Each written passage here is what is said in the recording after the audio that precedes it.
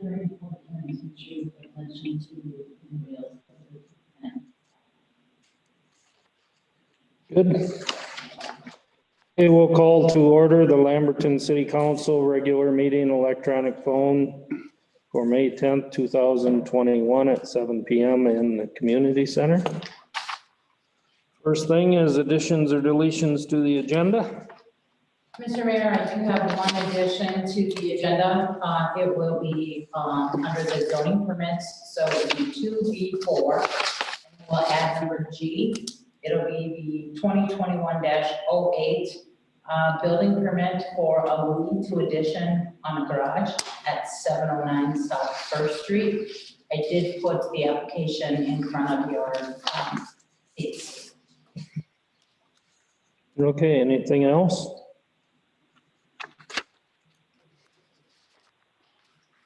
Anybody want to make a motion to adopt the agenda as?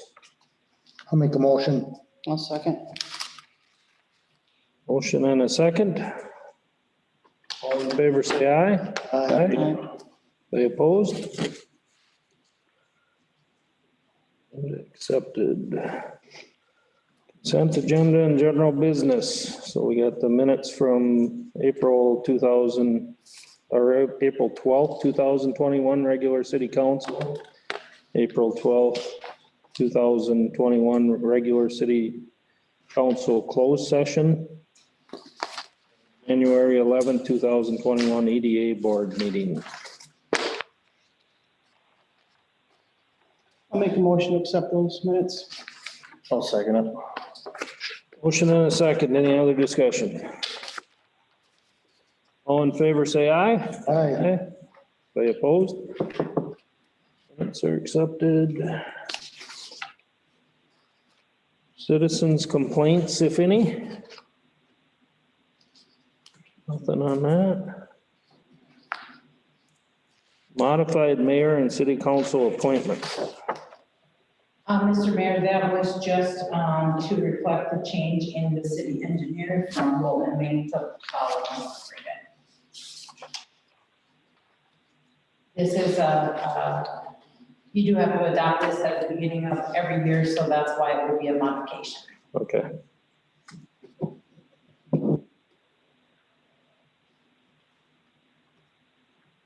Somebody want to make a motion to? I'll make a motion to accept it. I'll second. Motion and a second. Any other discussion on it? All in favor, say aye. Aye. They opposed? Modified appointments accepted. Accept resignations. In your council package, you see the request for council action. I was notified by Allison Brewer, the ambulance director, that following 2 employees have resigned. Daryl Knudsen as an ambulance driver effective 2/22/21, and Paul Bellig as an ambulance driver effective 4/26/21. And then I was notified by Tom Hammerman, the fire chief, that we received a resignation from David Fridley as a firefighter effective 4/1/2021. The auditors talked to us this last audit period about making sure that the council accepts resignations for the end of employment and that they are approving the hires.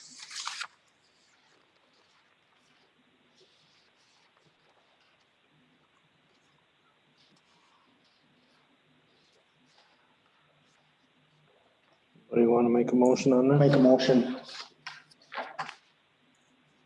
I'll second. Motion and a second. Any other discussion?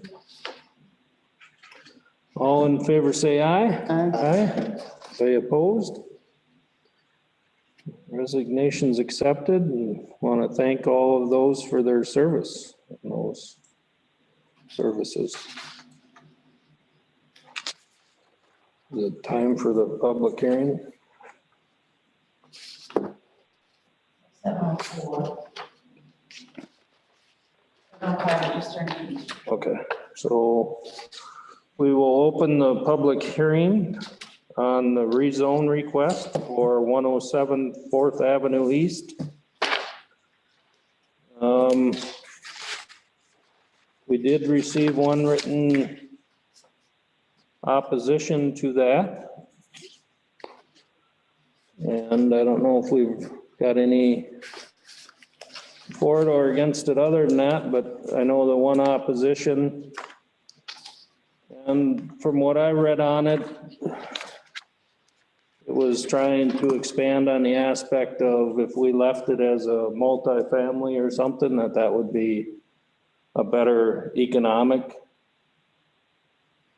result than going to single family. And I actually agree with that, other than the fact we have somebody willing to build a house there.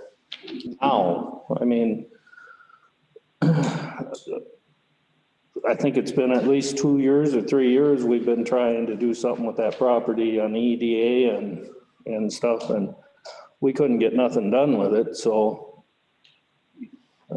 I guess in my view, the old saying, a bird in the hand is worth two in the bush. So yeah, it'd be nice to have a twoplex or a fourplex or something built there, but we've got somebody who wants to right now build a house there.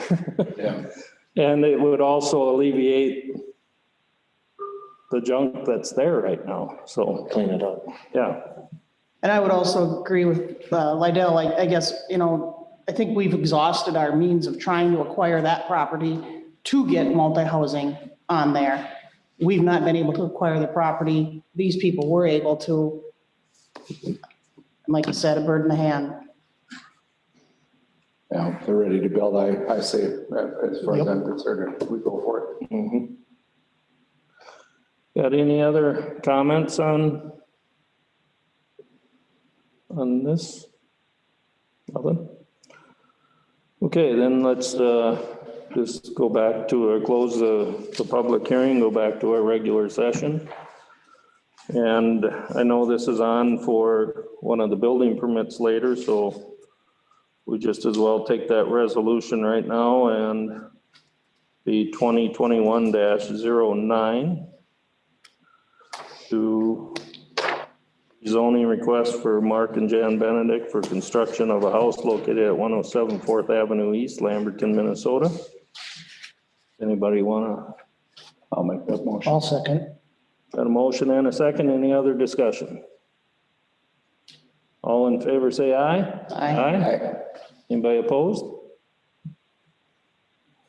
Resolution passed. Okay. Let's see, authorization to hire seasonal pool employees. So again, in your council packet, I put the request for council action. I have listed the 2021 approved wage scale that would have been approved at the beginning of the year, as you can see, to start for WSI and lifeguard, and I plugged those wages in for the employees that, I'll be honest with you, we don't know what they're gonna do. I haven't got applications from several of them. I have talked to Mindy about this. Mindy has talked to them. I've been CC'd on the text that she's giving them. And there's been one that has came and applied for an application, or got an application and got an employment packet. I think a parent of one other did, and one other parent came and got 2 applications. I have no idea what they're going to be licensed for. I only know what they have said, the classes that they're taking. I have not got applications from them. Mindy has not gotten applications from them. So what I did when I filled it out, because we are going to be opening the pool and they're going to be starting employment prior to our next council meeting, I prepared it with in parentheses that if they are going to be a water safety instructor, as they have indicated, I listed that. Otherwise, in parentheses, I put what their wage would be if they're a lifeguard. Do they have actual start date when they? June 4th is the date the pool's going to open. June 4th. We do, not this Wednesday, but next Wednesday, the 19th, we will do our OSHA safety training.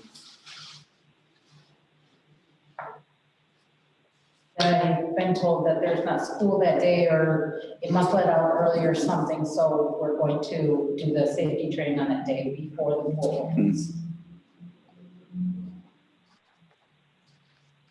Make a motion to go with this at those rates, provided that's what they're having, and hopefully they'll apply and it's all set.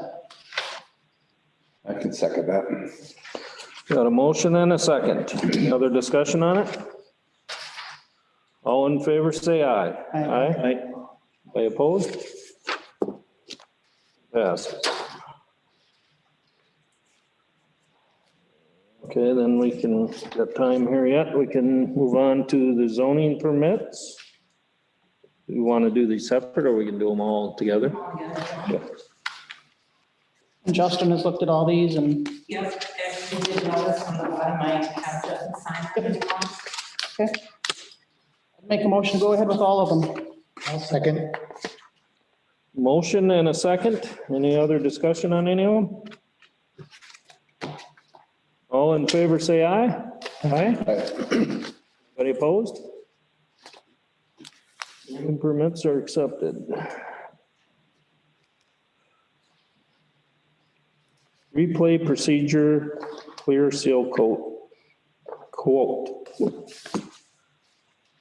Okay, so in your council packet, there is a information on what is called, replay, which is a type of a seal, a clear seal coat, to the new streets. Our former engineers had, suggested that we start in 2022 with a fog seal. Justin was. He's here, he's ready to talk, I believe. Probably can explain to you the difference between the two. And then also in your council packets, I didn't put it inside it because I didn't receive it till late on Friday after I delivered them. You had another form that was from our current engineers. We asked them what they thought of this replay. And then the other thing I was going to tell you before I let Justin talk about it is that, obviously, we have not budgeted for this money. This money, where would it be found if that's what you're asking? Remember our former engineers told us that our street project came in under budget by about $150,000. Something like this could be, that money could be used for. Hey, Justin, I'll let you have it.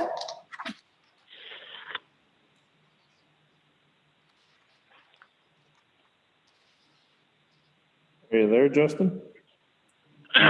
Yep, I'm here. Did you hear everything Madonna said there?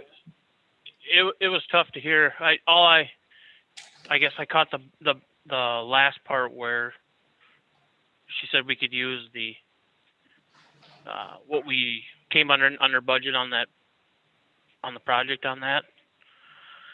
My thoughts on it are, I know I've talked to Dwayne a few times on this stuff, and we are going to have to, or I shouldn't say we're going to have to, we should do something to protect these new streets, whether it's a fog seal, which is, you know, you just put down more oil and everything, and that soaks into the top.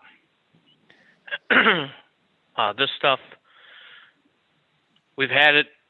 Dwayne's done a couple from Bargain's done a few other like demonstrations and stuff over the years, and I mean, it seems like a decent product.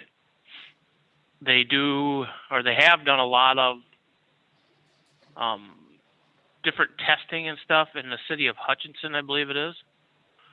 So I think it's a proven product.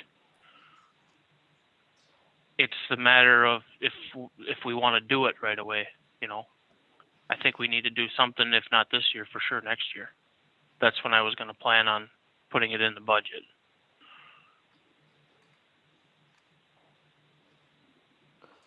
So I haven't seen anything. What is the actual cost difference between this and the regular fog seal? Do you know? Fog sealing, it was in that that memo that we got back from Bollig. I don't have it in front of me here. It's on the very bottom of that memo. The difference in the pricing. I want to say this is like, is it 2 times roughly the price of fog sealing? It says here it's 5 to 10 times the cost of. Of fog sealing? Yeah. I think the reason that we got to put down so much more replay is because they used a higher amount of recycled pavement in the project route. Which is a DOT spec. I did have that verified.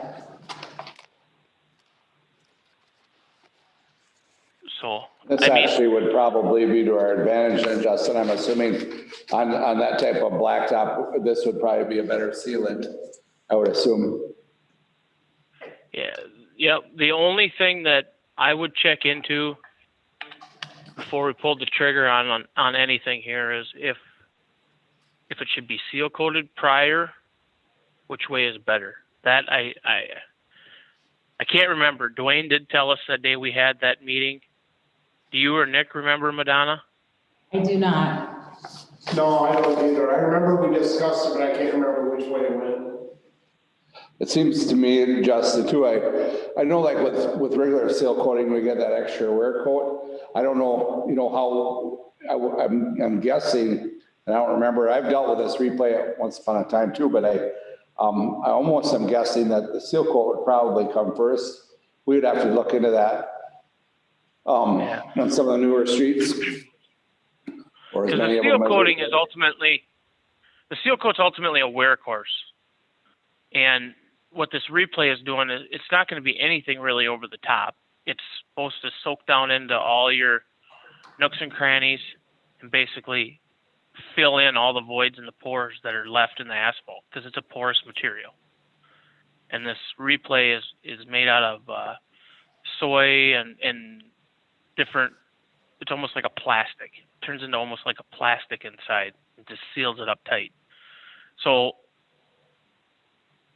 I'm guessing you can go either way with it, but almost to me, it would be better to be down prior to a seal coat, so you actually are protecting the road surface, and then you put the wear course over the top of that, but I'm not 100% sure on that one. I think that's the day he showed me a little demonstration outside the city office, and that's what he was kind of saying was the major advantage to this on a brand new road is you don't have to change the appearance of the road, by doing a seal coat and stuff on it right away. And if you have lines and everything, you don't have to re-strip the lines and everything with this, so.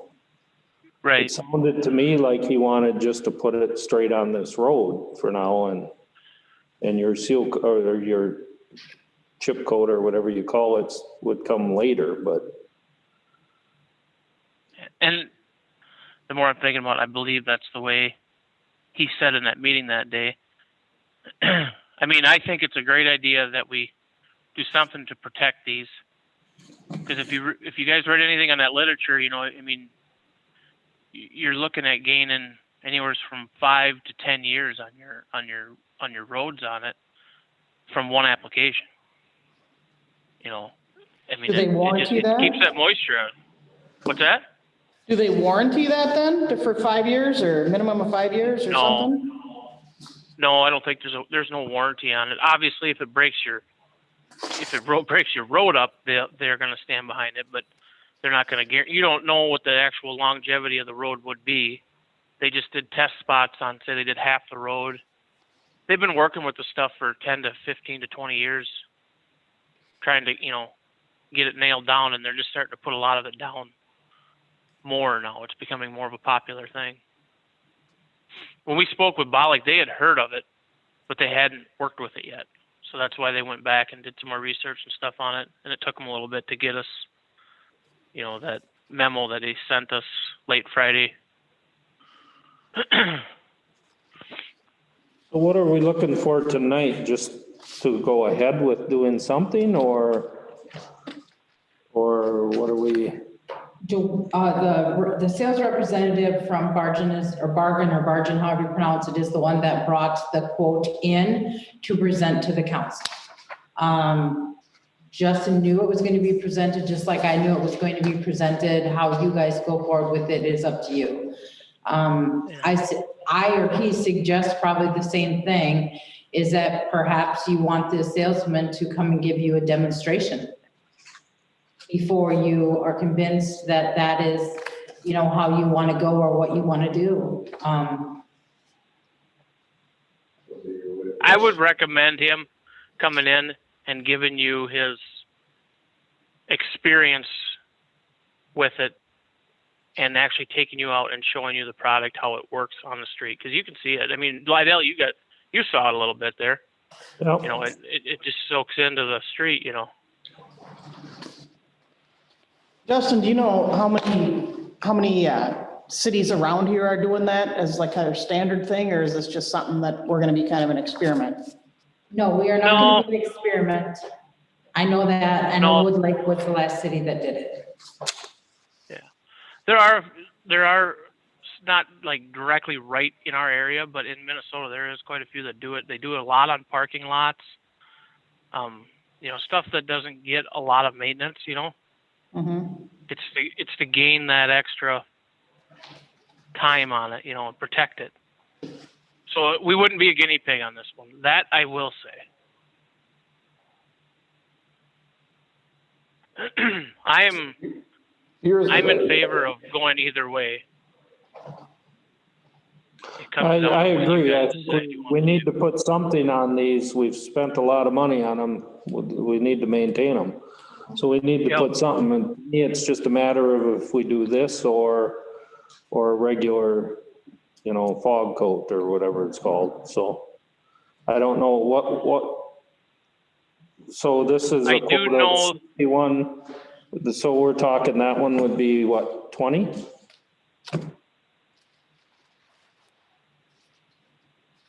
that I don't have the numbers in front of me here. Okay. I think Sanborn Justin did a few years back. I know, and I've worked with, I'm familiar with the product myself, and I think it's a good product, and I think it definitely does soak in, and it's basically a sealer for the whole street, whereas I know with like chip seal, a lot of times it'll go into the cracks, but it also doesn't prevent, I don't think it keeps out the moisture quite like this replay is supposed to. But there again, I think it would probably be a good idea if Dwayne would come and maybe do a little demonstration for the people that haven't seen it, so they could maybe get a better idea of what it's actually. I think that's a great thing, and he can show you how you put it down outside, and we also can put some down and let it. They call it breaking, basically, where it's cured. And then we can pour water on it, and you can actually see what the product will do. Let it cure. I'll have him come in when he's coming through, say in the next week, and have him put some down. So when we go outside, you can watch him put it down, and then we can show you what it does with like rain and ice and stuff like that. I do know that he did it one spot out in front of the city office, and you can still, and that was 4 years ago, when you're plowing snow or pushing snow, the ice just comes off that one spot. It's weird. Still to this day. Not saying that it's not all going to be like that, but it does seal the road up. I will say that. So is that kind of what we want to do, is just have them come and give us a quick demonstration? And I think I would say so, yeah. let's line that up and.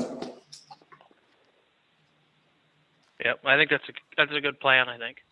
Maybe Dwayne could dial in a little bit, like per block, figure out how many blocks we have or how many blocks we'd be able to do. He could maybe come with some pretty decent or more narrowed down numbers for us to run it. Well, he's got an actual quote in here, I think. Oh, did he? Okay, right? I didn't read through it all the way. Yep. Okay, good enough. No, that's He's got fine. an actual quote for all of it. That's for everything then? Okay. That's for all the new roads. Okay, possibly the stuff we did last year too. okay. On that, Daryl, it's on that page. On the back, oh, Nope, it's on this one, it's right on the, toward the bottom. okay. Oh, good enough, yep, okay. Okay, let's have them do that. Sounds good. Okay, thank you. Thank you. Then we're gonna go to the public hearing for USDA Rural Development Community Facility Grant Application. Open the public hearing for that. Who's doing? So it gets a little bit confusing, but I outlined it as well as I could in the memo. There has been a change since I did this memo. The grant application number 1, which was applied for last year in 2020, we got awarded a $50,000 grant if we spent $180,000 on a fire truck. If you didn't spend that $180,000 on a fire truck, if you only spent 170, the grant went down to 40. If you only spent 160, the grant went down another 10, etc. Okay, that's how USDA Rural grants work. So in the scheme of things, with all the working and other grant writing that, you know, we did and had done and et cetera, we had called USDA and we thought what we were just going to do is reapply for another one, which was what I originally had scheduled and posted notice for on the special meeting that was going to be next Monday, that we canceled because USDA looked at our application from 2020 and looked at our financials and told us that we needed it more than anybody else that had a grant application in. So not only were they willing to change the scope of that first grant application, they had funded us an additional $17,500. So they are willing to give us, for a $90,000 truck, they are willing to give us $67,500 of that. Number 2, we applied for, and then now this is what the public hearing for this one is right now, is we applied for SCBA, which is what, safety equipment, right? $90,000 grant. We already got the notification, or $90,000 application for the SCBA's. We already have received notification that they will give us $50,000 of that. So of the conditions, we have to hold the public hearing to let anybody speak on these grant or loan, because it can turn into a loan. That is not what we intended to do here. It was going to be just grant, and between the money and the Fire Relief Association and the capital improvement that we've been putting away for the last 3 years was enough to purchase all of the items.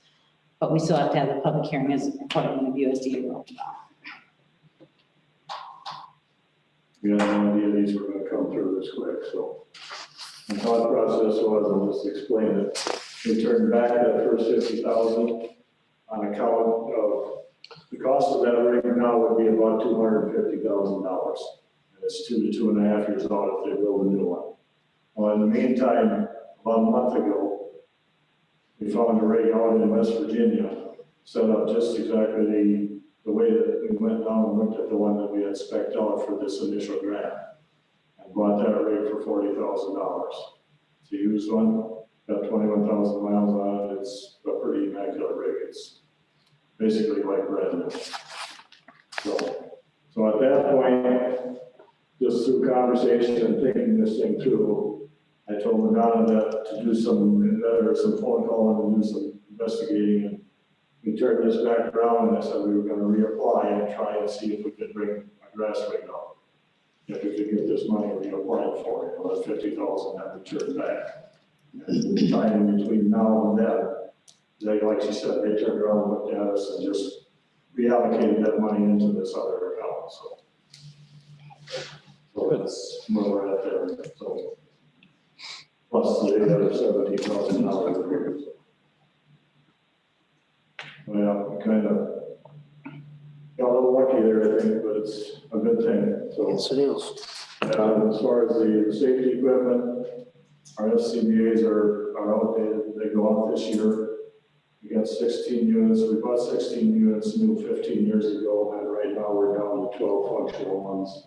And it seems like every time we start going through them, I'm losing another one. So they're just to the point where, yeah, they work, they're functionable, but are we going to have reliable equipment if we really need it? And we got to figure out a plan to try to replace these things. And, you know, I mean, when we start having problems like this, I said that turns into a safety thing. So that's why we turned it on and applied for the SCBA's and some other safety equipment, just tied it all under this grant. So the additional 62,500 is covered under the capital improvement fund? Yes, for all of them. I thought you want to go finish with the public hearing and then Tom and I'll explain the rest of it because we did receive another grant that we need to tell you about too. Okay. So does anybody else have anything, comments or anything, part of the public hearing on this? Okay, then we'll close the public hearing and resume our regular meeting. Okay, so the fire truck that Tom is talking about that he got from West Virginia was $40,000. Fire Relief Association donated $20,000 of that. We took the other 20 out of the capital improvement budget for the fire department, which leaves the balance of $30,000 in capital improvement budget after this year's transfer in the fire department's capital improvement. The SCBA's is $90,000. We get qualified for a $50,000 grant. That means there's a $40,000 expenditure yet. We received notification that we also received another grant called an Ohana grant from our bank, First Security Bank, in the amount of $50,000. So that leaves the whole $40,000 will come out of that Ohana grant plus give $10,000 more. So we have $10,000 more besides the $30,000 that's left in the capital improvement budget. That's the capital improvement budget over the last 3 years. Then with purchasing the next brush truck or fire truck that we get that original grant from, we qualify for a $90,000 grant. We get $67,500 of that. And the fire department, let's see, what's the last one, Tom? Well, that's the brush truck. The brush truck, right. So that leaves how much? That leaves 67. From 90,000, that'll leave 22,500. 22,500. We have 30,000 in the capital improvement. And to outfit this fire truck that he got, the fire relief is going to have to kick in the difference for anything to like change the color of it or change it to, Tom, you go ahead. We're gonna upgrade the lights on there and some of this stuff first. Like I said, they're talking about how we ran in here. We're gonna go through it a little more tonight. I've looked at it pretty intensely. And to me, if we put a radio in that truck and I want to get some better lighting on there, it's stated it's from 99, the lights that are on there yet. So I'd like to get an LED light package on there. We can move the radio over and have that thing in service as soon as we got the radio. There's some stuff on the inside that will have to change just to fit our needs from where it is. But there's, in that truck, after looking at it, it's probably coming close to $25,000 worth of added features that they sent along. So it's, like I said, we can look at it sometime when we get it. We did move it up to the fire hall tonight. If you guys want to look at it, we'll be able to take a look at it too. So, you know, just so you get an idea of what we actually did there. So, and as far as some of the improvements, like I said, we've got quite a bit of fundraising money left from previous years in our account. Kind of been squirreling some of this away, knowing that some of this stuff was coming forward. You know, if we got into a rate or something like this, you know, and that's in our fundraising accounts from previous years, there's a pretty good balance out there, you know, which will cover. I said, we'll watch and see what we can do, and if we can't afford to do it this year, like I said, the truck's functionable. Yeah, some of the stuff that can be done down there a little ways. And I'm pursuing some more grants to try and get some different equipment to plug into this thing. I know I've got about 3 more other smaller grants laying out there right now. different things that were, when they let the guys go, know where we're at with them, and some of them don't get let until the end of June, some of these smaller ones, so. But yeah, the wheels are turning, I know the plans in the back of my mind, I'm sure we can make this thing flow. Yeah. I'm not worried about that. And with the grants, just like anything else, you spend the money and then you apply back for the money, so. Yeah. That's what the USDA grants, and there is some other equipment actually tied into this. It's not all SCBA units. Like I said, there's some other stuff tied into that. We're gonna have some other equipment tied into this gas rig, just for supplying and like I said, purchasing some stuff to get the truck and have on the thing too. That's where, learned that for a few years back, and we've done some of these other ones. I said, you can do a lot of stuff to put into your trucks if you work the whole bidding procedure and watch what you buy and don't buy the super Cadillac of the truck. You don't need the big truck. I said, you need a functional one and whatever, get the most bang for the dollars. That's what I always say, I'm old school that way, so. So tonight, we don't need to pass anything on this? No, we just had to hold the public hearing is what we had to have. Good. Good job, both of you. Very good. Pretty exciting. I'm sure it's been a process. It's been a lot of work. I will have to say it has been a lot of work, a lot of phone calls, a lot of time, a lot of record retention. But you know what? It's worth the effort. And Oh, yeah, so, this is. Isn't that rig that sat down there by Dan's? yes. That rig, that's a nice looking rig. Yeah, it's actually, we got it in the old back in the city shop, the old city shop. Also, drive over to her house or go over and look at it. Yeah, it's been sitting down by the hands, but we got it a week ago, it showed up a week ago. Looks like a nice rig. And we also, whether you guys know it or not, I don't know if we've ever shared it with you, but there is a firefighter from Walnut Grove that also assists us a little bit, helping finding this stuff and fills out applications and then gets Nick involved with it too. So it's been a teamwork of doing it, but we got her done, so. Don't throw anybody in around, but it's well worth it. Good. Thank you. Yep, thank Good you. job, guys. So it's 167,500 basically that we've obtained in grants. Wow. And then a $20,000 donation from the Fire Relief Association. Wow. Good job. That was a pretty good week last year. Yeah. I was gonna say. It's a Christmas. One like that every week. Yeah. So if there's nothing else for me, we're in the streets tonight. We'll be out there unless there's something you want to discuss yet. Got nothing. Oh, thank you. Thank you, Tom. Thanks, Tom. Justin asked me if he can get on the active 911 calls. Oh, sure. Just in case we've got structure fire, so Yeah. sometimes I forget to call and tell them to turn them off. Yeah, I'll put As them long as on. I got your ear, I just thought I'd mention I'll that. put them on. Yeah, you should have some information. Yep. Yeah. Otherwise, you get out of the farm, the alarm goes off. And there's no one. Yep, I'll put them on it. All right, thanks. Thanks. Okay, next thing we got is Minnesota Basic Code of Ordinances. So we have put this in the agenda packet over the last couple of years, a couple of different times, but we never really went anywhere with it. Councilman Sens has asked that I have it reintroduced. And I guess the reason for that was I have been reading through the ordinances, and if you go online, you can read the Lamberton ordinances.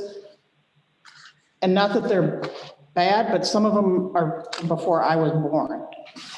There needs to be some updating and clarification on a lot of these. And I think going through each individual ordinance, us as a council or Madonna going through each individual one and updating it, and I think that seems like an awful lot of work for one person to do. Nick had talked about this, and I did go through it. He sent me a few different links, and I looked through it, and I don't know, I think it would be updated, it'd be more structured.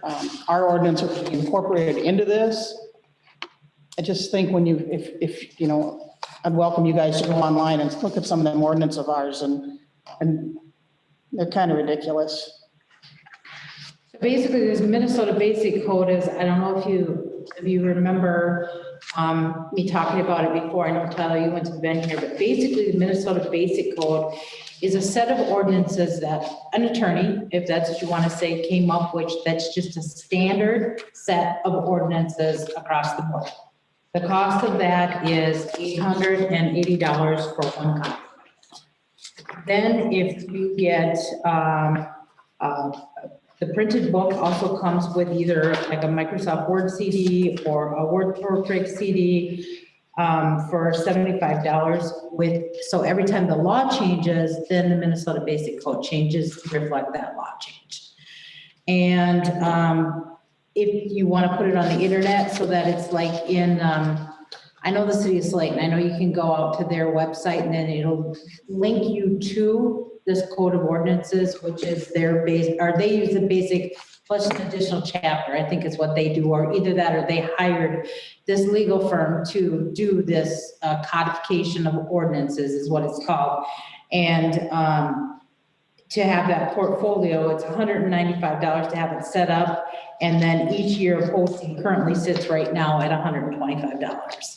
So it's it's not a real large cost to go with the Minnesota Basic Code, but it's going to be a change, obviously. That's going to be an updated change of what everybody's used to, the ordinances and what it actually changes to.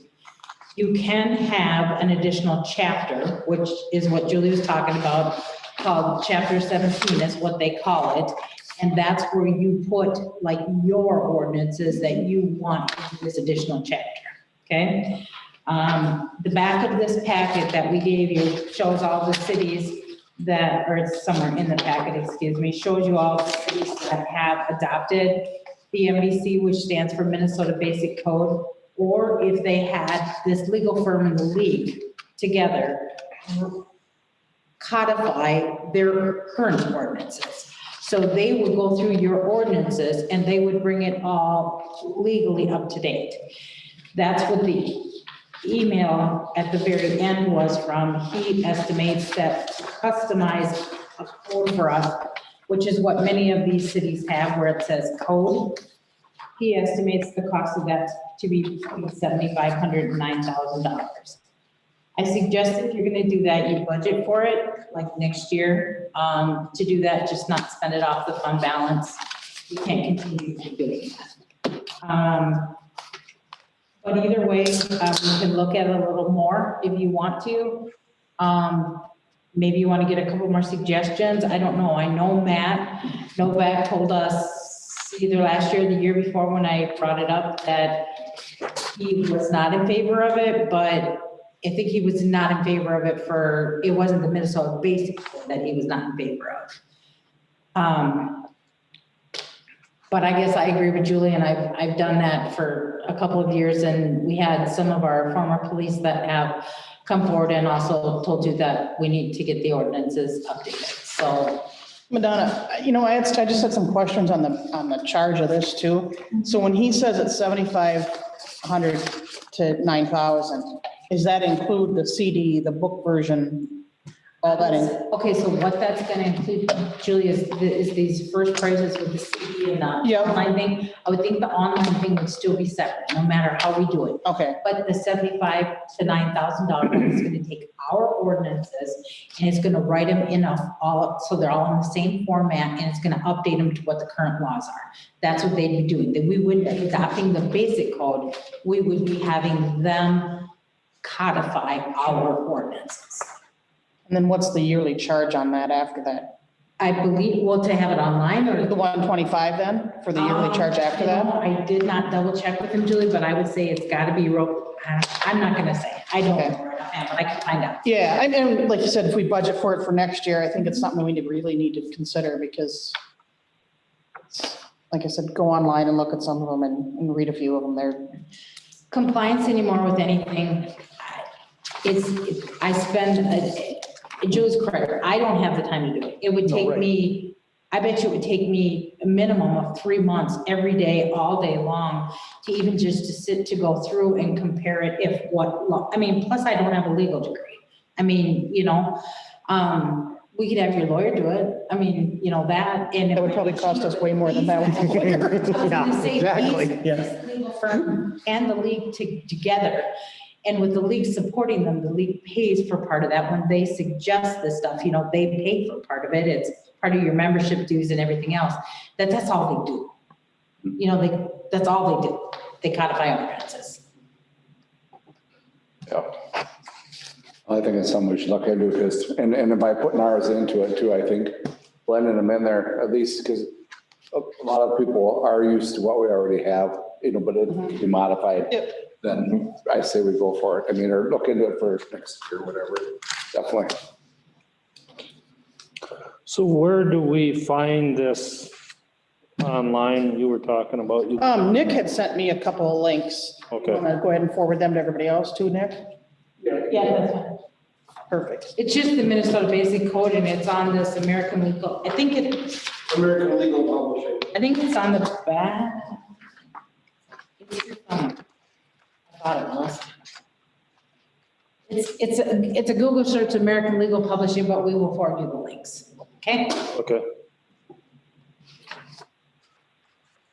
Yeah, I think, you know, we could budget something next year, either, you know, even do like a $10,000 budget and then we can decide between now and then which way we actually want to go, but we probably want to do something, so. I do know that on my computer, this has been brought to council sometime in the past because, and I'm guessing it was the NBC, it's all on the computer, what the codification, the proposed codification was, and it must not have passed. But it's all there. I think it's been brought up since I've been on a couple times. I know Steve even brought it up way back when. And that's what I'm guessing it was from, so. so, Yep.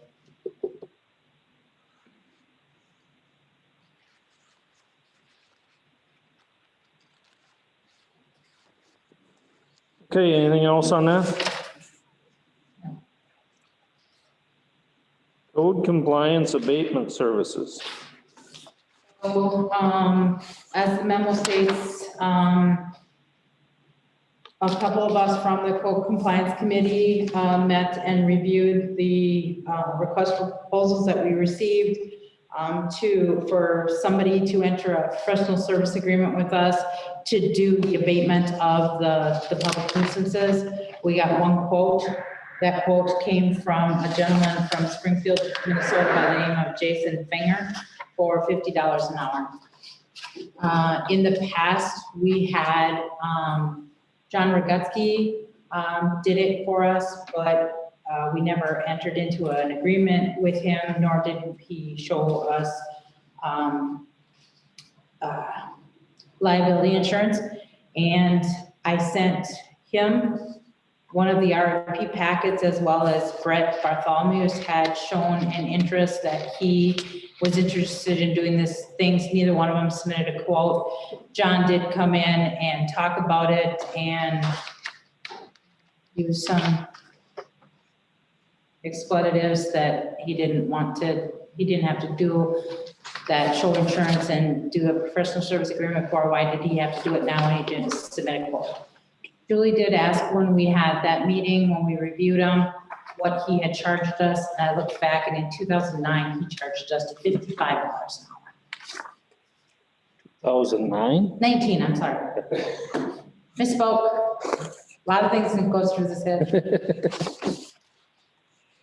So it's in general about the same as what we've been paying then. It was $5 less than from in 2019, yes.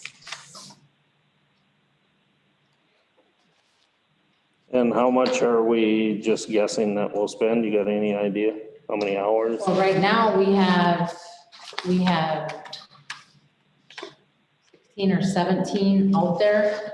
I know that Officer Finger is keeping up on, like checking with them, periodically telling them what the updates are and stuff like that. Hopefully you won't have anything. Okay. I mean, in reality, hopefully you won't have anything. That'd be ideal. I mean, that's gonna, I guess, come back at you, Compliance Committee, when we reach the update, or excuse me, the updated date, so to speak, when the date is that they're supposed to be in compliance. If they're not, I guess we're gonna have to meet and go for it and see what happens, and I don't know how we'll do it, but in the past, when we didn't have police, I did it. I mean, I didn't go out and do it, but I just had it ordered. So we need a motion on that? Yes, please. I'll make a motion to go ahead with the quote from Jason Finger for the code compliance abatements. I'll second. Got a motion and a second. Any other discussion? All in favor, say aye. Aye. Anybody opposed? Motion passes. Department reports. Justin's got it already, or is he still here? No, I'm here. Okay. So basically what we've been working on is, we got city parks open, Kuhar's open. There's a camper that's down there for sure 1 month, a second one that's here for the whole summer.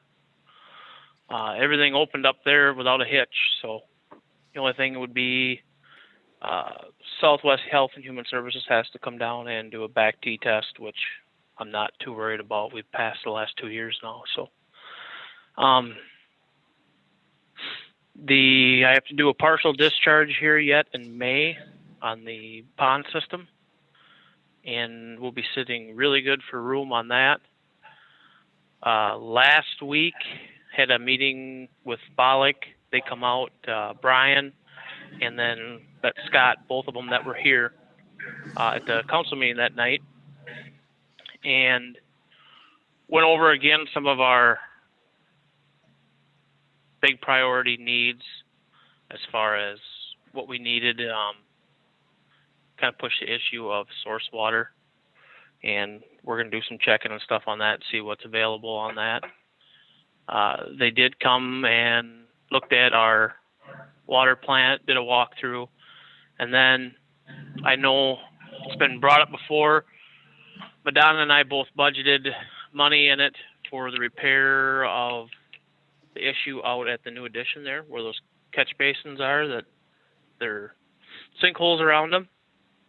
And so they came out there, inspected that, and if it's what we think it is, Brian actually came up with a relatively cheaper fix that will be a permanent good fix that I never thought of. So I got to go out there with our laser and take a couple shots and this and that for them.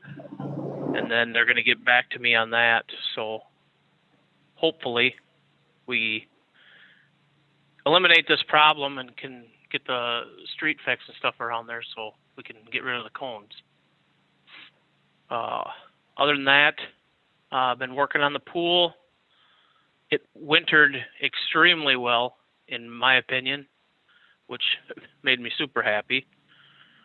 The only place that there was really any issues with either the new coating or the new paint was where the water was the shallowest. For some reason, I don't know if the leaves were just more acidic there, but basically all I did was took off the outside layer of paint, which is no big deal because I had planned on putting another coat of paint on it anyway. So the big pool is going to be, in my mind, should be a normal startup year. The baby pool, I'm working on that and should be pretty close to have it ready to go by the end of the week. So that we didn't do anything with last year, being as we had the project and everything else, and it was more than we could handle last year. That's why we never opened it, and I think this year should have no problem having it open. I believe the tentative opening date is, what is it, Madonna, June 4th? 4th. So I don't see an issue with us making that this year. So we got done sweeping streets today, Tim did.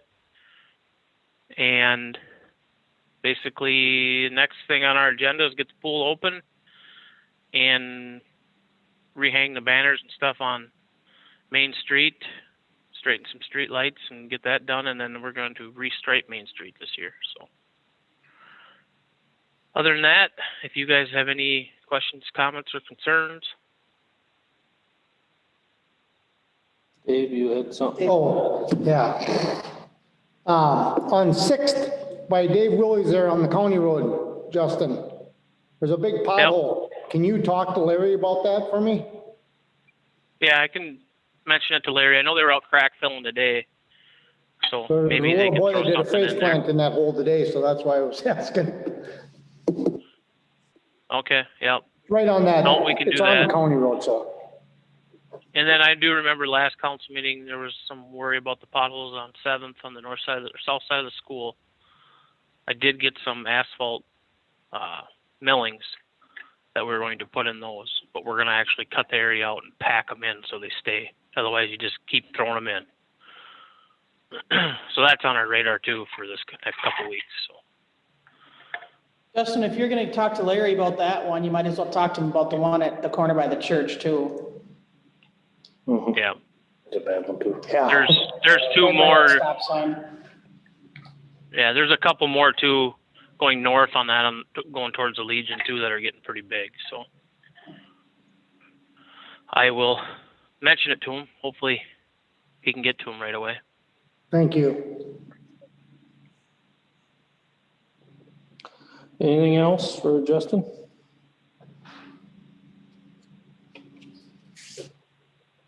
Okay, I thanks, did Jeff. have one more thing, I guess. Okay. We did meet with Owen. He come out, we did a drive around, looked at the grass, he made some notes. He got in touch with Brady. They actually came out last week and watered. It was after I was gone. Madonna, I just heard her say that today, that she saw him in town watering. And she got an email today that the grass crew is going to be coming out and doing some patch reseeding and stuff in some areas on the ones that Owen made note of.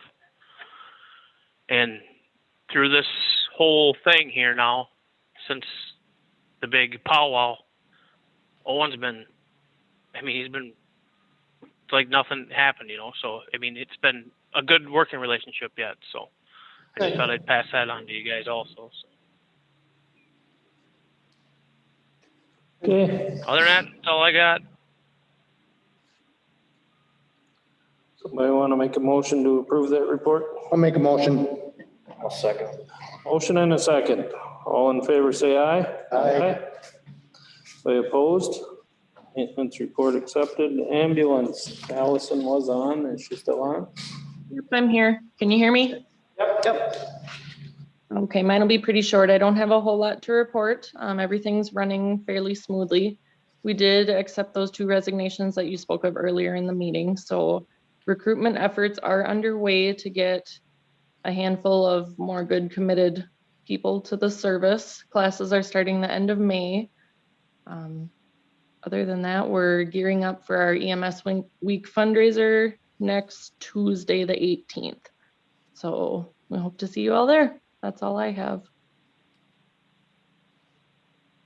Any questions for Allison? Okay, thank you. I'll make a motion to accept the ambulance report. I'll second it. Motion and a second. All in favor, say aye. Aye. Anybody opposed? Ambulance report accepted. Administration EDA. I'm trying to get as detailed as possible in my department head reports for you, but I'll just touch on a few of the things for you. I'm sure you've seen, and if you haven't, please go look. The COVID restrictions are being lifted. Many of them lifted, and it opened quite a bit on May 7th, which was last Friday. The end of the month, you get even more open. We're not under any restrictions for the swimming pool this year because it's outdoors and that's completely gone. They are saying that once 70% of 16-year-olds are vaccinated, there's no masks anymore either. And they're anticipating that in between sometime in June. So I think we can safely, go back to having meetings because we don't have a lot of people come over at City Hall next time. And then that should eliminate the echoing and the bad thing in here, okay? This Wednesday night, starting at 4, Mindy and I will be doing swimming lesson registrations at City Hall. The OSHA safety training, I think I said this earlier, but the OSHA safety training will be done the following Wednesday for the swimming pool employees. And then I just talked about the wage approval that I said that many of them haven't applied and things like that, but this is typical every year. It really is. Session 1 swimming lessons will be held both at 10 o'clock and 11 o'clock in the morning from June 14th to the 25th. Session 2 will be held from July 5th through the 16th, both at 10 and 11 a.m. again. Parent toddler session will be held July 19th through the 23rd at 7 p.m. I guess I did put that in there. And an 11 a.m. session for the Wabasca only students or whatever will be held that same week at 11 a.m. They set up a bus to come over or something like that, so we kind of restrict it to those. If there's openings afterward, then they let others, do it. But this is not something new. They've done it in the past, and with the exception of COVID last year, it was done every year that I know of. Pool hours are posted out on the website. The fees were established at the beginning of the year with the annual fee schedule. Targeted opening date, as we stated earlier, is Friday, June 4th, which I am told is the day after school is done. We already talked about everything that went on with involved with a lot of time spent on those fire department grants. I put that in there. The local board of appeal and equalization meeting was held on April 16th.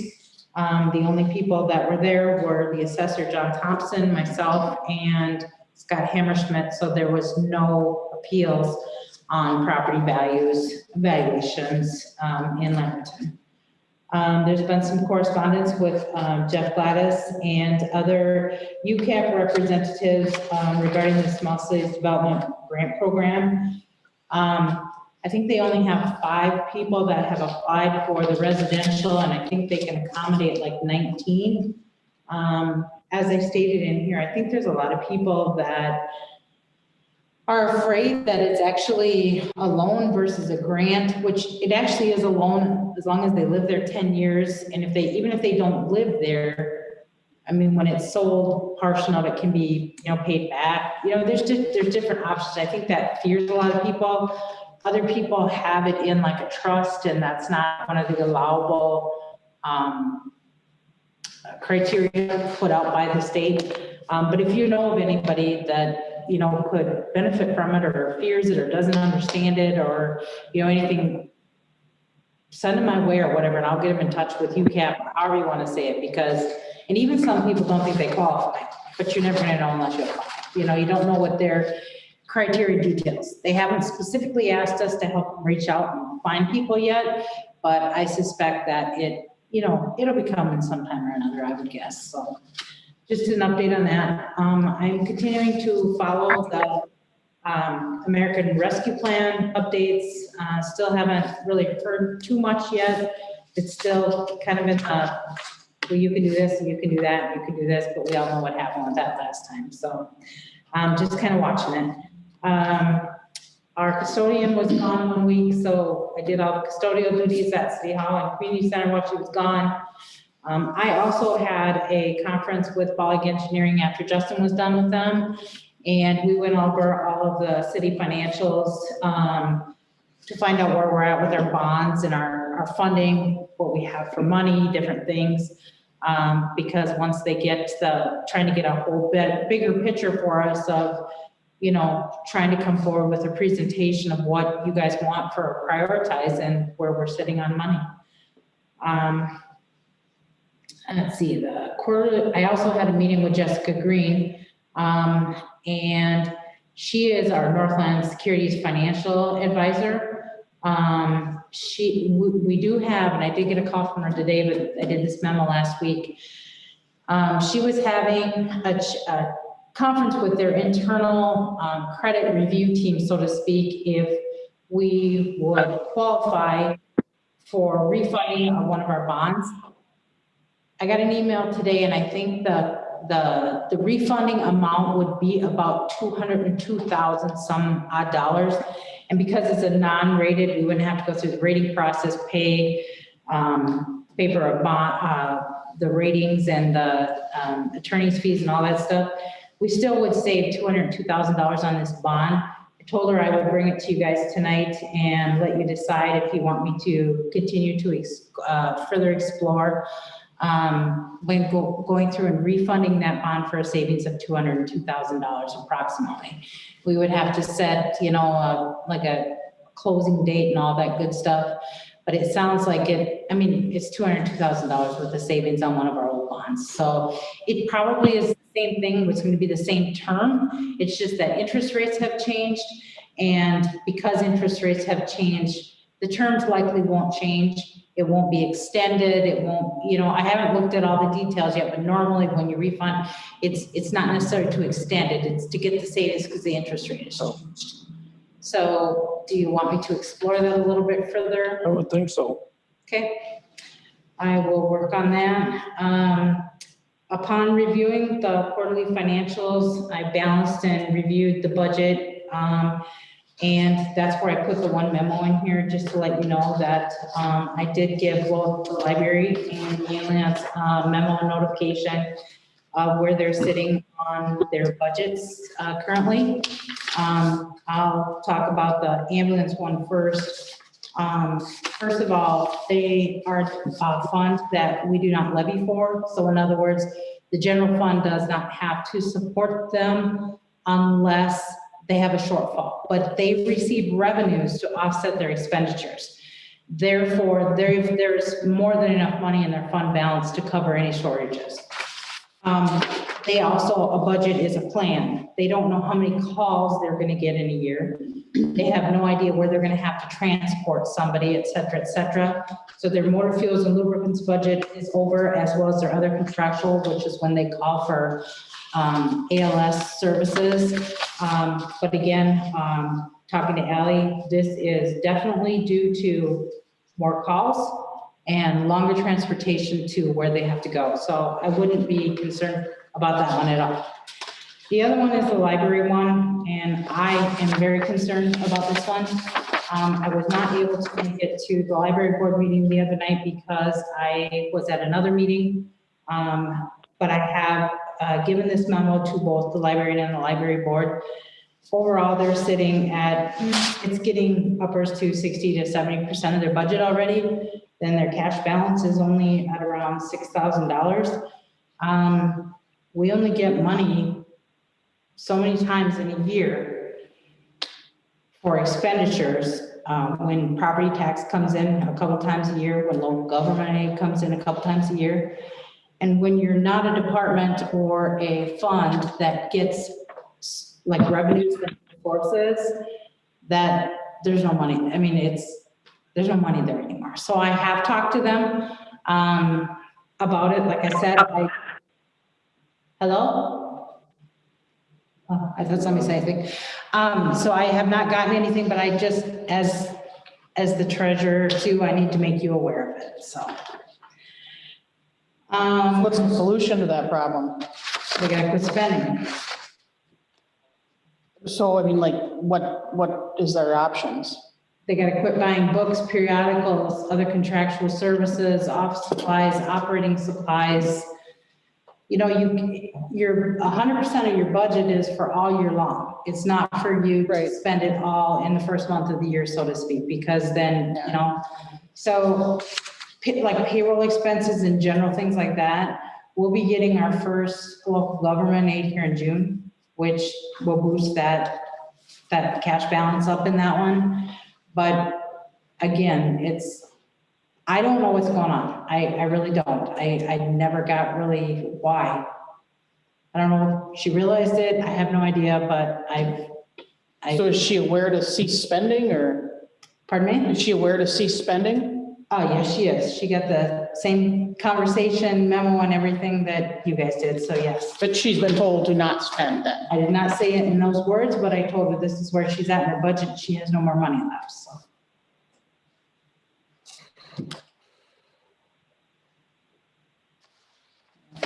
idea. Good thing. Okay, so let's see. Okay, so then, of course, there was preparation, the posting of the notices for the rezoning request for Market Plan Benedict. That also quite a bit of work to just put it on there because of how much time and energy it takes to do that. Not complaining, just telling you. Coordination with Matt Novak and Robin White, running the transfer to Lamberton Meads Building. Just to let you know what's going on with that. Tomorrow I plan on going up to Redwood and having the satisfaction of mortgage, which was released by Southwest Regional Development Center for the release of the building. And then the warranty deed that Brett and Nicole Bauman signed over to the city. The city is gonna pay for the back taxes, or the EDA, right, Lydell? The EDA is gonna pay for the back taxes into, I'm waiting for a quote from LNS Construction to raise the building. We had talked in the EDA bill, or in the EDA thing, that I've had a couple of people that have requested that Lamberton meet sign on the front of the building.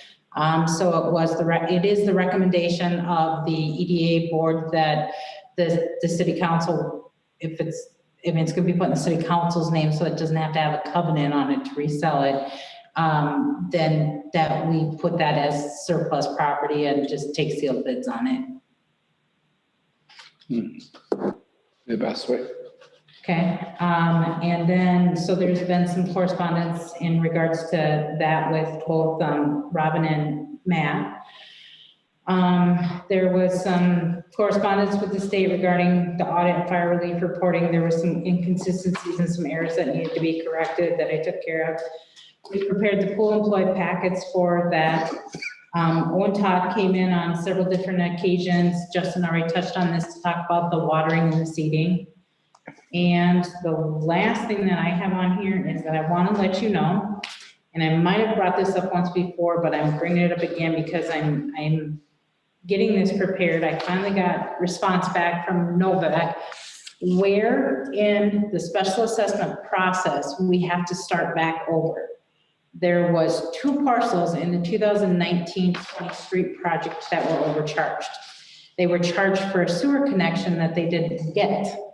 So this obviously to me is an error on Bolton and Mink's part. When they gave us the final assessment roll, they did not have those 2 things taken out of there. Well, you know as well as I do that the people have already been paying on these special assessments. So where do you start over on stopping an assessment and reassessing it back to the property? Several other city clerks and even the county had different ideas that will just give them the difference of what you overcharged them. But in reality, that's really not the right or the legal thing to do, because if, I'm just gonna use Dave, you as an example, you own the house this year, but you sell it next year, then the other people are still paying that back all them years later. So the law is very clear that says that you have to start over in the process, but we'll start it over in the process just of having the public hearing for just these 2 parcels. And then I've talked and made an arrangement and agreement with G Price on how we would reassess it for the 18 years versus the 20 years and take into account what they've already paid.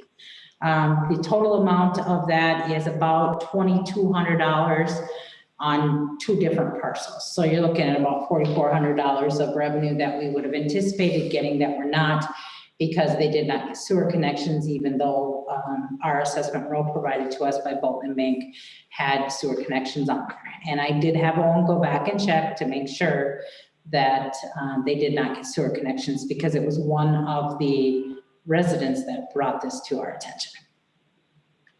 So that's taken a little bit of extra work on that one too.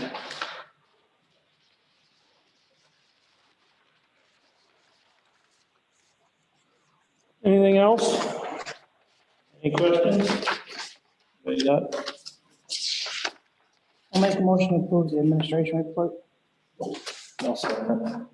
Motion and a second. All in favor, say aye. Aye. Anybody opposed? Report accepted. Is Rob on or? Yes, I am. Okay, go ahead, Rob. Okay, just a couple of things here quick. I'll give you the report from April. We responded to Civil dispute, two criminal damage to properties in town. We're investigating a theft right now. We have one animal complaint. We're working with Child Protection Services on the child protection case that's going on. One city ordinance violation. I did deal with one permit to purchase, and we had two assist other agencies.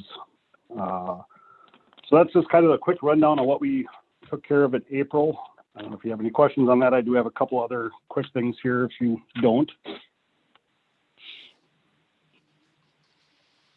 So yesterday I was in town, and I hate to kind of spring on everybody, but I had to go out and I had to deal with a few people over some city ordinance violations that weren't overly happy. And when I went to do my daily taser, basically test on it to make sure it's working, mine is not.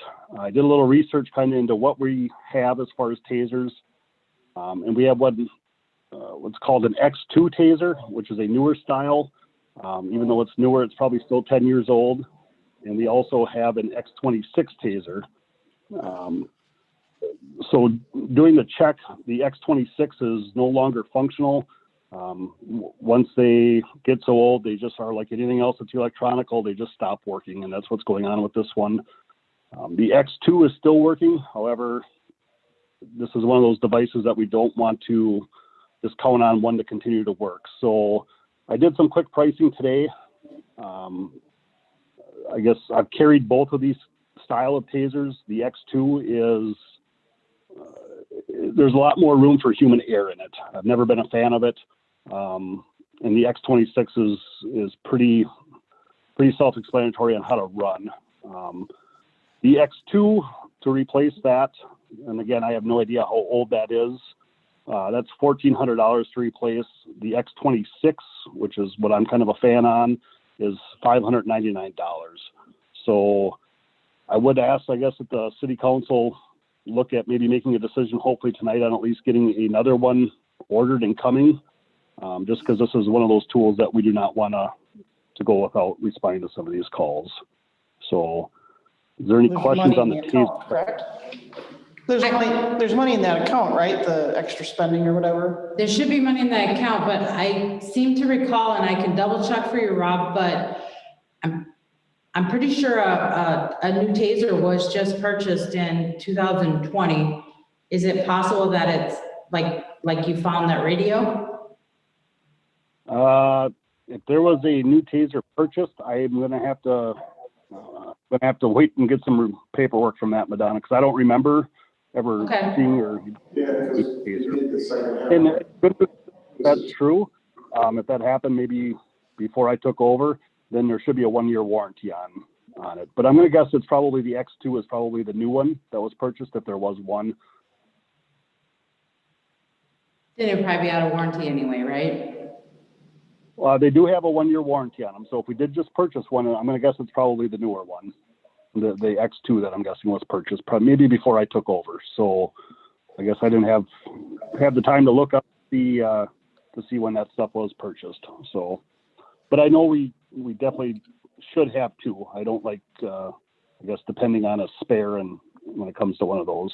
So For that amount, we don't need to. No, So they never need, no, it's approved in the budget as long as he stays within his budget. So we don't really need to approve that, but, do the checking and make sure you know what's going on with the two and. Okay. Yep. I wanted to bring it up tonight because I didn't want to wait a month to have to do the checking and then bring it up to you again with that tool anyways. So yeah, if you guys are good with that, then the last thing I had is city ordinance enforcement going around the city. We've had a lot of great cooperation from everybody under the sun on that. It's been going really well. We've had some kickback on it, but nothing that we can't take care of. And I think by the time we're done with this big push going into spring, I think we're gonna make a lot of great headway. So.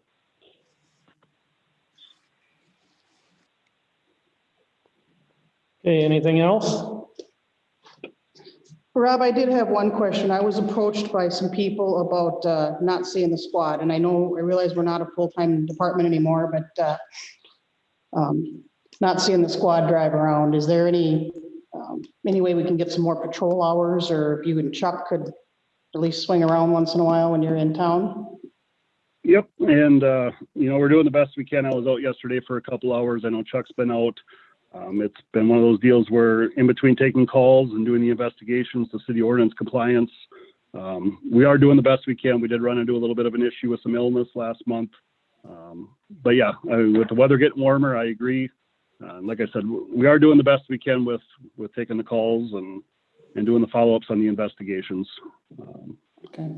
So Yeah, just the visibility alone is, especially with the vandalism and stuff that's been going on, that big deterrent. Yep, I know we've met in the past with Madonna, and we are proactively trying to hire another part-time officer. It's just it's Good luck. not necessarily as it is either. So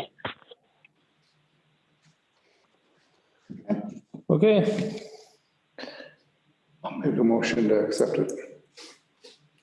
A second. motion and a second. All in favor, say aye. Aye. Anybody opposed? Report accepted. We have Alicia from the library? No. Tom was already in, so he won't be in. So let's move on to ordinances and resolutions, and we've already done the Rezone. first one, rezone.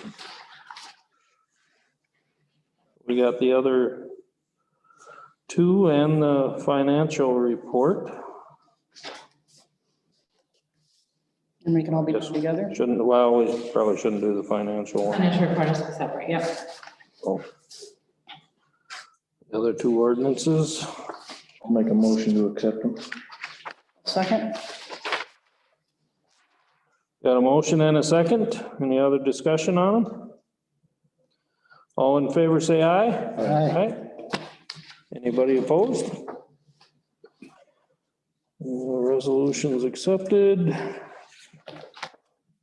May 2021 financial report, approval of claims, Q1 2020 cash balance report.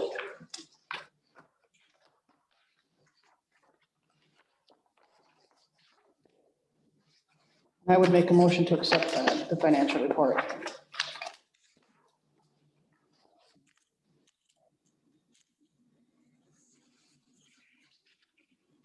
I'll second that. Motion and a second. Any questions on them? All in favor, say aye. Aye. Anybody opposed? Accepted. We've already done the two public hearings, mayor, council reports and communications. Anybody got anything? I did have the one thing, and I've spoke with Madonna about this a couple of different times.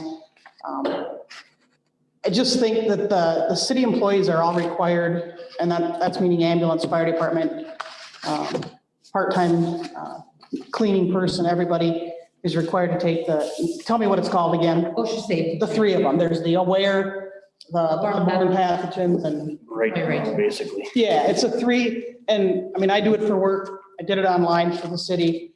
I just think that we should do it in good faith for the rest of the employees. I think that it sets the right example. You know, we're requiring them to do it and then we're not doing it. And like I said, I did it. It takes maybe an hour and 15 minutes watching the videos. It's all you gotta do is just listen to the videos, watch it. You're done. I had to do it for my job too. I had to sit through the training. So I did it twice, and I know they're not fun, but I just think if we're requiring everybody else in the city to do it, we should step up and do it as well. Probably not a bad idea at all. I agree. Do it at work, so. Yeah, I do one once a year too. Yeah, and like Madonna said, you know, you could even say, yeah, I did it at work and this date and time, and that would suffice for the city as well, so. Yeah, the only one that is specific to the city, or that is meant to be specific to the city, is the AWARE program. And I'm sure those of you that have gone through it through work, you know that. That is specific to the organization. Bloodborne pathogens, employee right to know hazardous communications is across the board.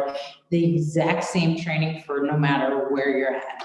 And all is our safety coordinator, which is the Minnesota Municipal, MMUA, Minnesota Municipal Utilities Association. All they ask us is to sign a form that says that we did it, and on an annual basis, I've had those forms for trying to get, I mean, I gave you an update last time. There's a few employees that haven't done, a couple of them. There's 2 departments that haven't done the aware yet. But it's much better than it has been the last 2 years I've been here. It's just kind of a roadblock all the time because everybody says, well, we didn't have to do it before. So if we've done them for our job, just let Madonna know when you did them and. Yeah. And probably not every one of us probably has done them for our job. I'm not the one that's gonna sit here and watch the video. I'm not.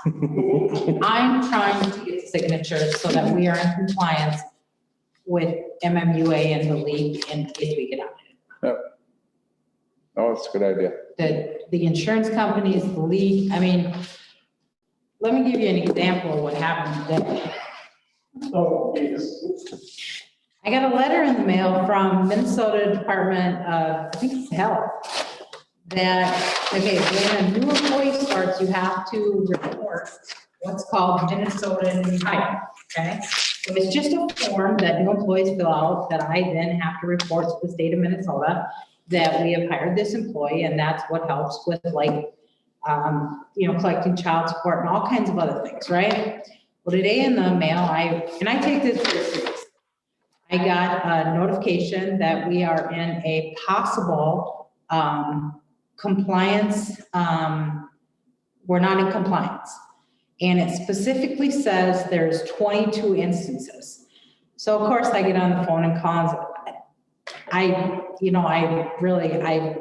been here about 3.5 years. I said, I have submitted on everyone that I know of, could you tell me what is this about? And the lady on the other end of the phone said, well, she said, you haven't reported new hires. And according to the people that were on your 4th quarter, unemployment.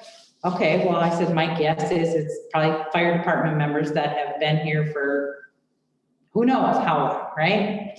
First name she gave me is David Friedley. He was hired in the year 2000. You only have to report him. They're only worried about reporting him for the last 6 years back. Dave Friedley was hired way before I was ever here. Well, they don't have a compliance on him. Rob Davis was the second one. He was hired in 1993. Again, way before my time, probably before your time.